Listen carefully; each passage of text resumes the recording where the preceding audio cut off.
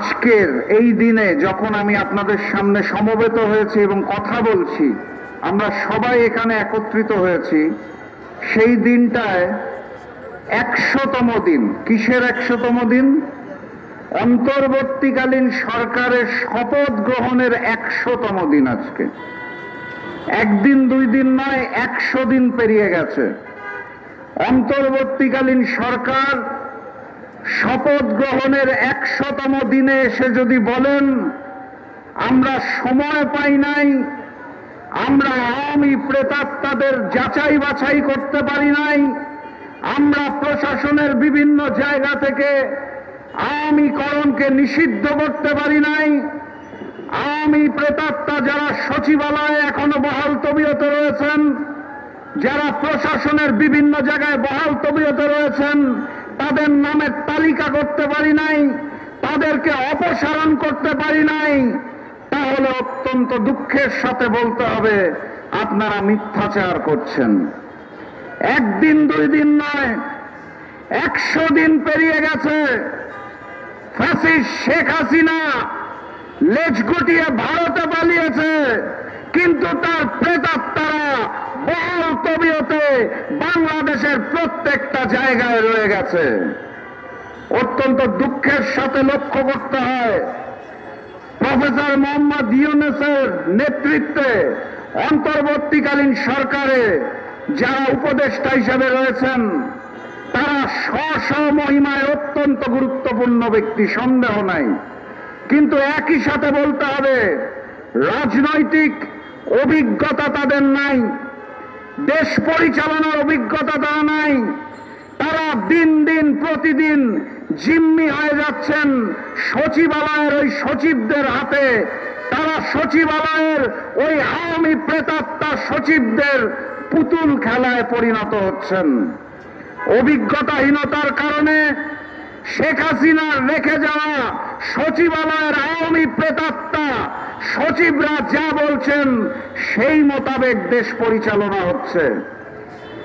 অন্তর্বর্তীকালীন সরকার শপথ গ্রহণের পর থেকে বাংলাদেশের প্রত্যেকটি গণতান্ত্রিকামী রাজনৈতিক দল বারবার তাদেরকে অনুরোধ করেছে বাংলাদেশের সকল জায়গা থেকে আওয়ামী প্রেতাত্মাদের সরাতে হবে। একদিন দুই দিন করে ১০০ দিন পেরিয়ে যাওয়ার পরও আমরা দেখতে পাই সচিবালয়ে, পুলিশ প্রশাসনে, র্যাবে, বিজিবিতে, এমনকি আর্মিতে, এমবেসিগুলোতে শেখ হাসিনার রেখে যাওয়া প্রেতাত্মারা রয়ে গেছে। আপনারা কিছুদিন আগে দেখেছেন আমার দেশের অন্তর্বর্তীকালীন সরকারের একজন উপদেষ্টা বিদেশ ভ্রমণে যে অপদস্থ হয়েছেন, অপমানিত হয়েছেন, কারণ সেখানে আওয়ামী প্রেতাত্মারা বসেছিল। আপনারা অপমানিত হওয়ার পরেও সঠিকভাবে উপলব্ধি করতে পারছেন না এই দেশটাকে শান্তিপূর্ণভাবে চালানোর জন্য বাংলাদেশের প্রত্যেকটি জায়গা থেকে যেভাবে আওয়ামী ছাত্রলীগকে নিষিদ্ধ করা হয়েছে, একইভাবে যুবলীগ, আওয়ামী লীগ এবং আওয়ামী সকল প্রেতাত্মাকে নিষিদ্ধ করতে হবে। তার আগ পর্যন্ত প্রকৃত স্বাধীনতা এবং সার্বভৌমত্ব আমরা ফেরত পাব না। সংগ্রামী সাথী এবং বন্ধুগণ, আওয়ামী প্রেতাত্মারা প্রমোশন পেয়ে আরো উন্নত জায়গায় যাচ্ছেন। আর এর মধ্যে দুঃখের সাথে আমরা দেখতে পাচ্ছি নতুন নতুন উপদেষ্টা নিয়োগের ক্ষেত্রেও সেই আওয়ামীধারী, আওয়ামী চেতনাধারী, মুজিববাদে বিশ্বাসী যারা রয়েছেন তাদেরকে নতুন করে শপথ গ্রহণ করানো হচ্ছে। এই প্রেসক্রিপশন কোথা থেকে আসছে? এই নামের তালিকা কারা প্রদান করছে? শেখ হাসিনা পালানোর পর আমরা একটি স্বাধীন এবং সার্বভৌম বাংলাদেশ চেয়েছিলাম। দিল্লি থেকে বসে শেখ হাসিনা যেই পরিকল্পনা করছেন সেই পরিকল্পনায় রয়্যাল প্রেসক্রিপশনে বাংলাদেশে অন্তর্বর্তীকালীন সরকারে যাদের নিয়োগ দেওয়া হচ্ছে অবিলম্বে সেই নিয়োগ বাতিল করতে হবে। আমার সহযাত্রী ভাই ফারুক ভাই একটু আগে বলে গেছেন আমরা প্রতিবাদ করছি। প্রতিবাদ এখানেই সীমাবদ্ধ নয়, যদি প্রয়োজন পড়ে তাহলে বাংলার তৌহিদি জনতা আবারও রাজপথে নামবে।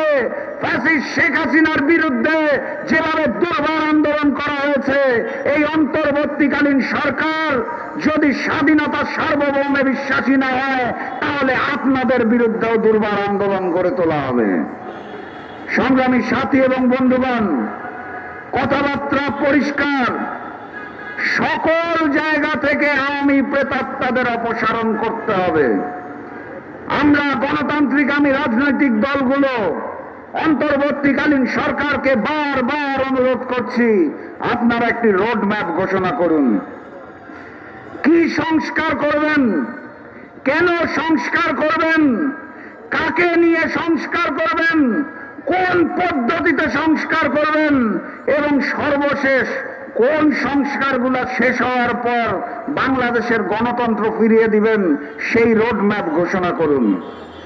ভাগ্যের নির্মম পরিহাস, অন্তর্বর্তীকালীন সরকারে যারা দায়িত্ব নিয়েছেন তারা বারবার তাদের বক্তব্যে বলেছেন, আমাদের ভুল হলে ধরিয়ে দিবেন, আমাদেরকে পরামর্শ দিবেন, আমরা সকলে মিলে নতুন বাংলাদেশ গড়তে চাই। প্রফেসর মোহাম্মদ ইউনূস বলেছিলেন, বাংলাদেশের সকল মানুষকে একটি পরিবার বানাতে চান।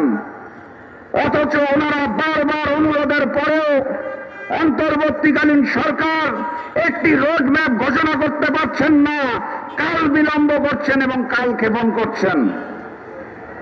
বাংলাদেশের স্বাধীনতা এবং সার্বভৌমত্ব রক্ষার জন্য, আওয়ামী প্রেতাত্মাদের দূরীকরণের জন্য, আওয়ামী লীগের অপরাজনীতি বাংলাদেশ থেকে নিষিদ্ধ করার জন্য একটি গণতান্ত্রিক সরকার দরকার।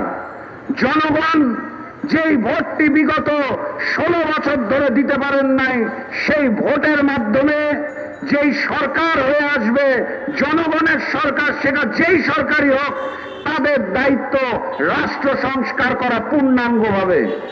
অন্তর্বর্তীকালীন সরকার নামের মধ্যেই যার প্রমাণ, একটি সরকার ছিল, একটি সরকার আসবে, মাঝের সময়টাকে বলা হয় অন্তর্বর্তীকালীন সরকার।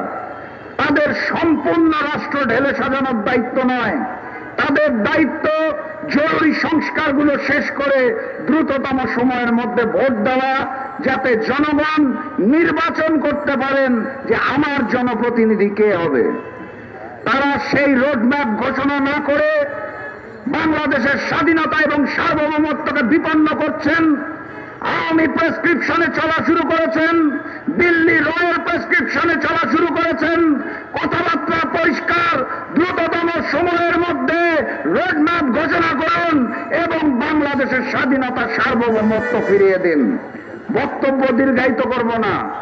সর্বশেষ যেটা বলতে চাই, ওই যে ফ্যাসিস্ট শেখ হাসিনা ভারতে লুকিয়ে আছেন, ভারতেরও খুব কষ্ট হচ্ছে হাসিনাকে রাখতে। কূটনৈতিক পাসপোর্টে 45 দিনের বেশি রাখা যায় না। মিডিয়া মারফত শুনেছি বিভিন্ন দেশে আবেদন করে তিনি নাকি নিরাশ হয়েছেন, তাকে কেউ নিতে চায় না। আমি ফ্যাসিস্ট শেখ হাসিনাকে একটা পরামর্শ দিতে চাই, সেটা হচ্ছে, আপনার পিতা যখন বিপদে পড়েছিলেন শেখ মুজিবুর রহমান, তখন আশ্রয় নিয়েছিলেন পাকিস্তানে। সেই পাকিস্তান তাকে হত্যা করে নাই, যুদ্ধের পরে সসম্মানে ফিরিয়ে দিয়েছেন। এবং যুদ্ধকালীন সেই 9 মাস শেখ পরিবার বাংলার মাটিতে বসে ওই পাকিস্তানের কাছ থেকে প্রতি মাসে ভাতা নিয়েছিলেন। ইতিহাস জেনে দেখুন। শেখ হাসিনাকে বলতে চাই, আপনি বরং পাকিস্তানে আবেদন করেন, আপনার নিরাপত্তা টাকা দিবে নাকি। পাকিস্তানে যে আশ্রয় নেওয়ার চেষ্টা করুন, দুনিয়ার কোনো দেশ আপনাকে নিতে রাজি নয়। পাকিস্তানের পণ্যবাহী জাহাজ বাংলাদেশে এসেছে। আপনার যদি বেশি কষ্ট হয়, তাহলে ফ্যাসিবাদের পণ্য হিসেবে ওই পণ্যবাহী পাকিস্তানি জাহাজে আমরা আপনাকে পাকিস্তানে পাঠিয়ে দিতে রাজি আছি। আপনি পাকিস্তানে যে আশ্রয় নেন, কারণ বাংলার মাটিতে আপনাকে যেদিন পাওয়া হবে সেদিন বিচারের মাধ্যমে ইনশাআল্লাহ জনতার আদালতে ফাঁসি কাস্টে ঝুলানো হবে। আগামী দিনের সেই সুন্দর বাংলাদেশ, গণতান্ত্রিক বাংলাদেশের স্বপ্ন দেখে এই অন্তর্বর্তীকালীন সরকারকে আওয়ামী প্রেতাত্মা মুক্ত হওয়ার আহ্বান জানিয়ে আজকের মতো বিদায় নিচ্ছি। বিজয়ের পথযাত্রা শুরু, জীবন অথবা মৃত্যু। আসসালামু আলাইকুম।